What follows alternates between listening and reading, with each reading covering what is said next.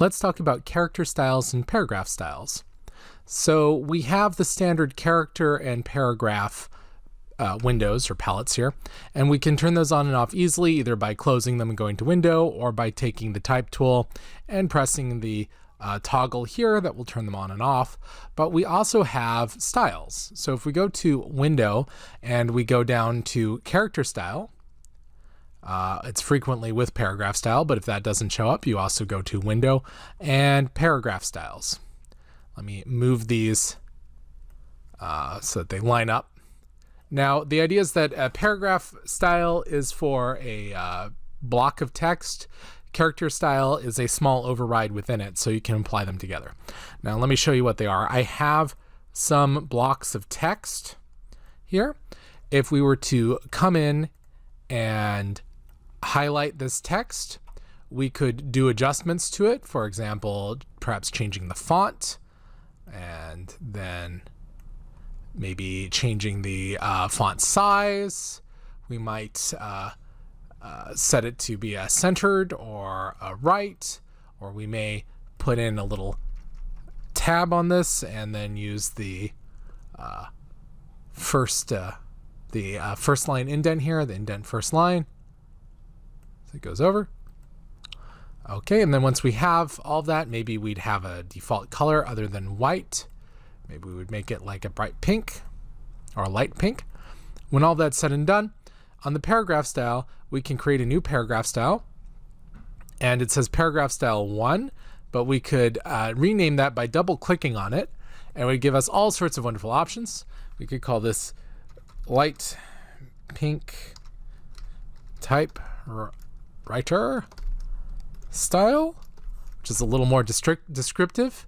We can also apply additional things to it, such as italics if we decided. We could go to advanced character formats and change the type height and width and the baseline, raise or lower that. We can go into the open type features, and we have the ligatures that we can adjust, and the ordinals and all those that we covered. We have the indent and spacing. We have the composition itself. We can do the single line or the every line composer. As we saw, justified text really needs that. We have the justification controls, which are considerably more refined in here. We can do the word spacing minimum and maximum. In other words, how far apart they are. The letters, the scaling, we can do all of that. The auto letting going on. So honestly, the paragraph styles justification is considerably more powerful than the standard justification.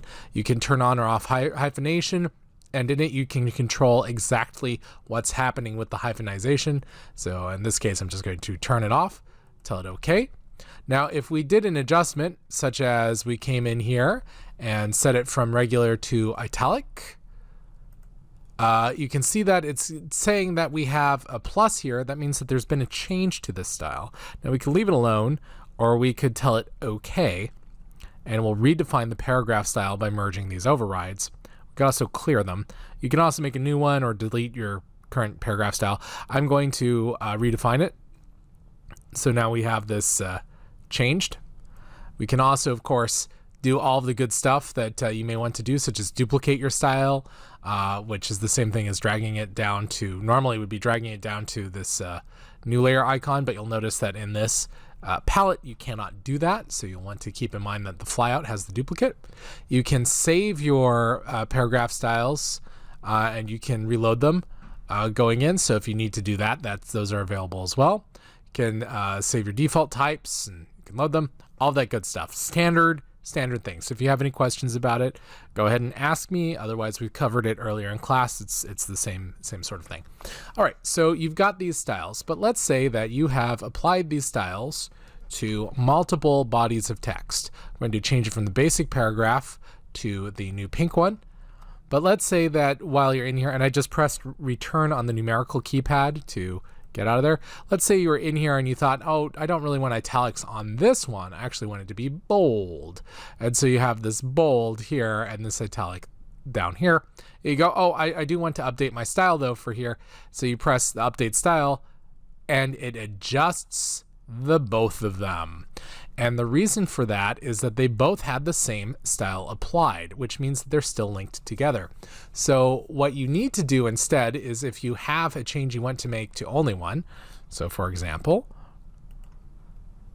I think I accidentally put a T in there. For example, if I came in here and reset it back to pink again, and then changed it from being a regular, there we go, to being, well, it does not like that, to being, say, Arial and italic. Now this is quite different from our previous one. What would I do? I wouldn't update, I would create a new style altogether.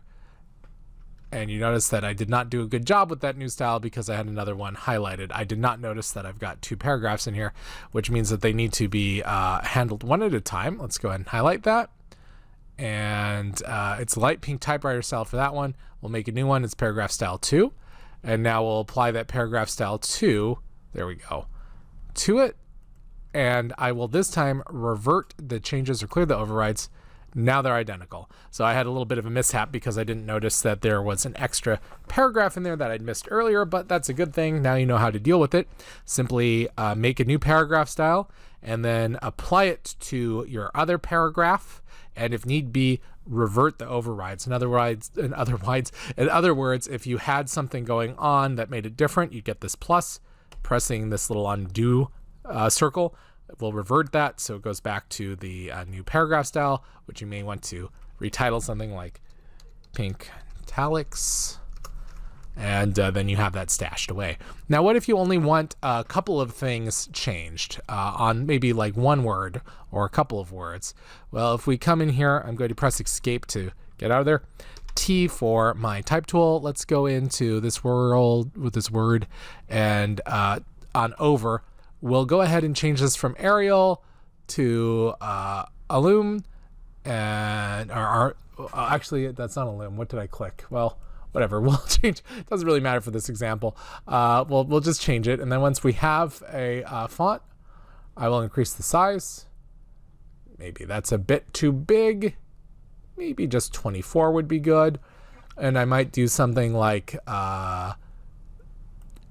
toggle on some of these changes, toggle off some of these other changes, just that I can get some difference happening here. Maybe this one will be red. So we have a lot going on. Now with all of this happening, we don't really want to adjust our pink italics. That would change everything going on in here. Instead, I'm going to create a new character style. It'll be character style 1. So now if I highlight a new word, like not here, I can apply character style 1. And notice that the pink italics isn't changed. That's because a character style is added on top of a paragraph style. So you can combine the two of them. And in fact, it doesn't need to necessarily be the same. We could come in and adjust another word as well. For example, we could change this one to be Georgia. And we could, again, increase the font size on this one. And we could make it maybe a light yellow instead of a light red. Tell it okay, and then we can add in another character style on that one, like light yellow. Oh, I didn't title it. Let's go ahead and title it.